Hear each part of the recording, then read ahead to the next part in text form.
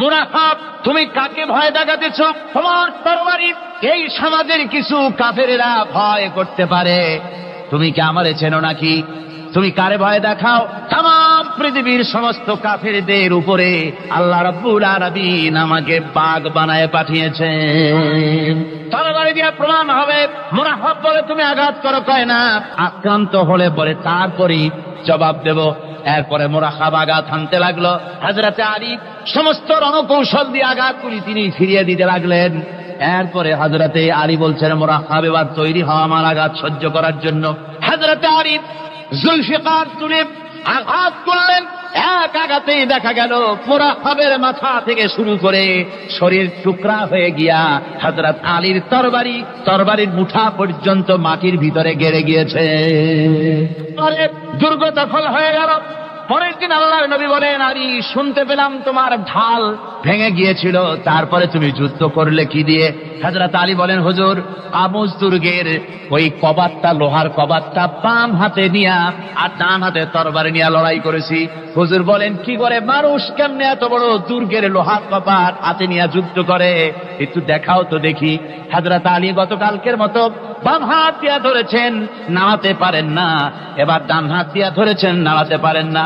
ডান আর বাম দুই হাত দিয়া সমস্ত শক্তি দিয়ে এমন জোরে টান বেড়েছেন, প্রতিটি লোমকূপের গোড়া থেকে ঘাম বেরিয়ে এসেছে, এক চুলও নড়াতে পারেন নাই। হযরত আলীর মুখখানা মলিন হয়ে গেছে লজ্জায়। হযরত আলী রাদিয়াল্লাহু তাআলা আনহু লজ্জা পেয়ে গেছেন। রাসূল পাক সাল্লাল্লাহু আলাইহি ওয়াসাল্লাম বলেন, আলী লজ্জা পাওয়ার কোনো কারণ নাই, চিন্তা করার কোনো কারণ নাই। তোমার নিজস্ব শক্তি দিয়ে তুমি লড়াই করতে পারো নাই। এত বড় লোহার দরজা নিয়ে, কবাট নিয়ে মানুষ ভাবে লড়াই করতে পারে না। আল্লাহ তার দ্বীনকে বিজয়ী করার জন্য তোমার ভিতরে আল্লাহ রাব্বুল আলামিন ক্ষমতা দিয়েছিলেন। জোরে বলেন সুবহানাল্লাহ। আল্লাহ রাব্বুল আলামিন এই জিহাদের ময়দানে যখন মানুষ আসে, আল্লাহ তাদের উপরে মদদ দান করেন। আমার বন্ধুগণ, আল্লাহর দ্বীনকে জমিনের উপরে প্রতিষ্ঠিত করার জন্য যদি আমরা আজও যদি ঐক্যবদ্ধ হই দ্বীন কায়েমের জন্য, তাহলে আল্লাহ রাব্বুল আলামিন আমাদেরকে মদদ করবেন। আল্লাহ পাক কোরআনে কারীমের মধ্যে বলেছেন, ওয়া কানা হাক্কান আলাইনা নাসরুল মুমিনিন। মুমিনদেরকে সাহায্য করা আমি আল্লাহর জন্য ওয়াজিব হয়ে যায়। জোরে বলেন সুবহানাল্লাহ। মুমিনদের জন্য সাহায্য করা আল্লাহর জন্য কি হয়ে যায়? ওয়াজিব হয়ে যায়। ভাইরা একটু বৃষ্টি সহ্য করেন না, খুব বেশি বৃষ্টি। আচ্ছা, এটা রহমত। এটা কি রহমত? আমার ভাইরা, জিহাদের ভিতরে আল্লাহর জান্নাতে যাওয়ার জন্য তারা জিহাদ করেছেন। তারা দেশ দখলের জন্য জিহাদ করেন নাই, দিন প্রতিষ্ঠার জন্য লড়াই করা ফরজ। দিন প্রতিষ্ঠার জন্য লড়াই করা কি? যখন কি? আর এই ফরজ দায়িত্ব পালন করতে গিয়ে যদি কেউ মারা যায়, তাহলে কোথায় যাবে? ওই শাহাদাতের মওত হচ্ছে একটা সেতু বা একটা ব্রিজ, একটা সাঁকো। এপারে দুনিয়া, ওপারে আল্লাহর জান্নাতুল ফেরদাউস। জোরে বলেন সুবহানাল্লাহ। এই জন্য হযরত ওমর ফারুক রাদিয়াল্লাহু তাআলা আনহু সব সময় দোয়া করতেন, আল্লাহুম্মা রযুকনি শাহাদাতান ফি সাবিলিক ওয়াজআল মাউতি ফি বালাদি রাসূলিক। আল্লাহ রাব্বুল আলামিন, আমাকে রাসূলের শহরে মওতাও আর আমাকে তোমার দ্বীনের রাস্তায় শাহাদাত মঞ্জুর করো। জোরে বলেন আমিন। এটা আমাদের দোয়া, আমারও দোয়া, আমার সারা জীবনের স্বপ্ন, সারা জীবনের স্বাদ, আল্লাহ যেন শাহাদাতের মওত নসিব করে দেন। জোরে বলেন আমিন। এর থেকে উন্নত মানের মওত আর নাই। ওই প্যারালাইসিস হয়ে বিছানায় পড়ে তড়পায় মরার কোনো দাম নাই। দুনিয়ার বুকে বিড়ালের জিন্দিগি বছর করার 500 বছর বেঁচে থাকার দাম নাই। সিংহের মতো 1 সেকেন্ড বেঁচে থাকার দাম আছে, ঠিক কিনা? আর মওত, প্লীহা, যকৃত, typhoid, paralysis, diabetes, heart attack, kidney পচে যাওয়া, হাবিজাবি মওতের চাইতে আল্লাহর রাস্তায় জিহাদ করে শাহাদাতের মওত সর্বশ্রেষ্ঠ মওত। জোরে বলেন সুবহানাল্লাহ। আমার ভাইরা, রাসূল পাক সাল্লাল্লাহু আলাইহি ওয়াসাল্লাম তিনি মদিনা মুনাওয়ারায় এসে প্রথম যে জিহাদের সম্মুখীন হলেন, ওইটার নাম কি? কোন জিহাদ? বদর। কোন জিহাদ? বদরের জিহাদ। সেই বদরের মাঠে জিহাদের জন্য রাসূল সাহাবীদেরকে তৈরি করতেছেন। তো আপনারা চিন্তা করেন বিষয়টা, জেহাদ করতে হবে এই বদরে সাহাবীরা জেহাদ করবে কাদের বিরুদ্ধে? নিজের বাপের বিরুদ্ধে। রাসূল পাক খুব চিন্তিত হলেন যে সাহাবীদেরকে কিভাবে উদ্বুদ্ধ করা যায়। হুজুর জেহাদের কথাই বলতেছেন যে এখন বদরে আমাদের টিকে থাকার প্রশ্ন, এইটা মুসলমানদের টিকে থাকার প্রশ্ন, বদরের যুদ্ধ, বদরের এই জেহাদটা। হুজুর যখন এগুলি বলতেছেন, হযরত মিকদাদ রাদিয়াল্লাহু তাআলা আনহু রাসূলের একজন জলিলুল কদর সাহাবী, তিনি দাঁড়িয়ে বলছেন, হে আল্লাহর রাসূল, কেন আপনি চিন্তা করছেন? ইমজি বিনা ইয়া রাসূলুল্লাহ হাইসুমা তাশা, হে আল্লাহর রাসূল, আপনি আমাদেরকে নিয়ে চলুন যেদিকে আপনার খুশি। হাইসুমা আমারাকাল্লাহ, যেদিকে আল্লাহ আপনাকে নির্দেশ করেন সেদিকে আমাদের নিয়ে আপনি সেদিকেই চলুন।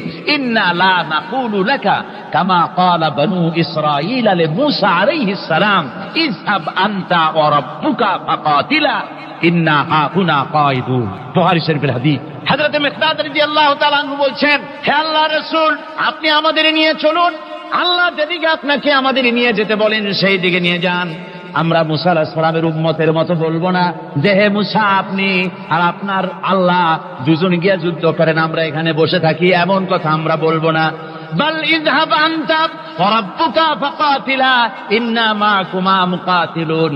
ও নবী, বরং আমরা বলবো আপনি চলুন আমাদের নিয়ে, আপনি এবং আপনার আল্লাহ চলুন জিহাদের ময়দানে, আমরা আপনার সঙ্গে জিহাদ করব, লড়াই করব সেই পর্যন্ত। মা দামাত মিন্না মা দামাত আইনুম মিন্না তাতাররাফ, যতক্ষণ পর্যন্ত আমাদের একটা চক্ষুর পলক পড়ে, যতক্ষণ পর্যন্ত একটা চোখের পাতা নড়ে, ততক্ষণ পর্যন্ত আমরা কাফেরদের বিরুদ্ধে লড়ব।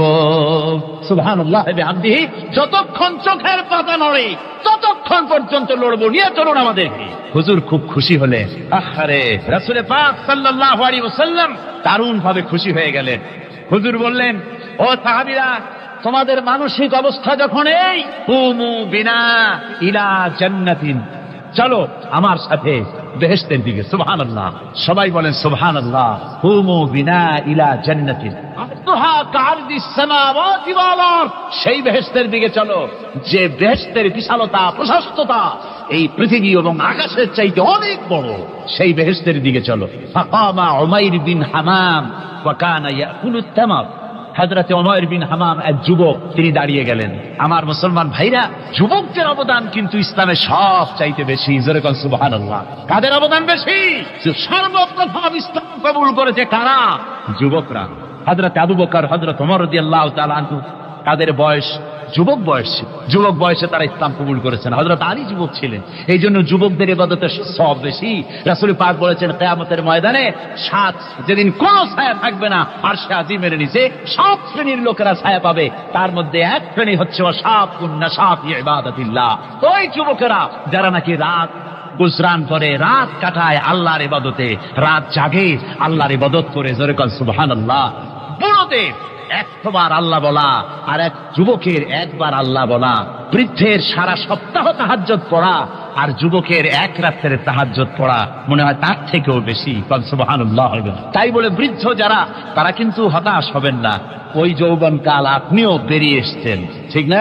সুতরাং যুবকদের অবদান বেশি। হযরত উমাইর বিন হামাম রাদিয়াল্লাহু তাআলা আনহু, তিনি দাঁড়িয়ে গেলেন, তার হাতে ছিল ওয়া কানা ইয়াকুলুত তামার, তিনি খরমা খাচ্ছিলেন, হাতে ছিল কয়েকটা খরমা, তিনি খরমাগুলি হাতে নিয়ে দাঁড়িয়ে বলছেন ওয়াকালা বাখবাখ, তিনি বলছেন, বাখবাখ শব্দ এটা হচ্ছে লুগাল মুহাল্লিয়া, অর্থাৎ আঞ্চলিক শব্দ। এর অর্থ হচ্ছে মা আযমাহু ওয়া মা আহসানাহু। কি আশ্চর্য, কি সুন্দর, কি বিরাট, কি সুন্দর কথা আপনি বললেন হে রাসূল। জান্নাতুন আরদুহা কাআরদিস সামাওয়াতি ওয়াল আরদ, এমন দেশ তো পাওয়া যাবে জিহাদ করলে যে বেহেশতের বিশালতা প্রশস্ততা এই বিশাল আকাশের চাইতে, জমিনের চাইতে বেশি। ওয়াল্লাহি লাউ কুনতু হাইয়ান হাত্তা আকুলাহুন্না, আমি যদি, ওয়াল্লাহি আল্লাহর কসম, আমি যদি এই খরমাগুলো যদি খাইতে থাকি, ইন্নাহা লা হায়াতুন তাবিলা, তাহলে তো এটা অনেক লম্বা হায়াত লাগবে। এই খরমাগুলি খাইতে অনেক সময় লাগবে, বেহেশতে যাইতে দেরি হয়ে যাবে। সুতরাং এই খরমা তো আর খাওয়া যাবে না। ফারমাবিহিন না, হাতের খরমাগুলি সব ফেলে দিয়ে জিহাদের ময়দানে লাফায় পড়লেন। অনেকগুলি কাফেরকে জাহান্নামের ঘাতে উতরায় দিয়া হযরত ওমর নিজেও শাহাদাত বরণ করলেন। জিহাদের শেষে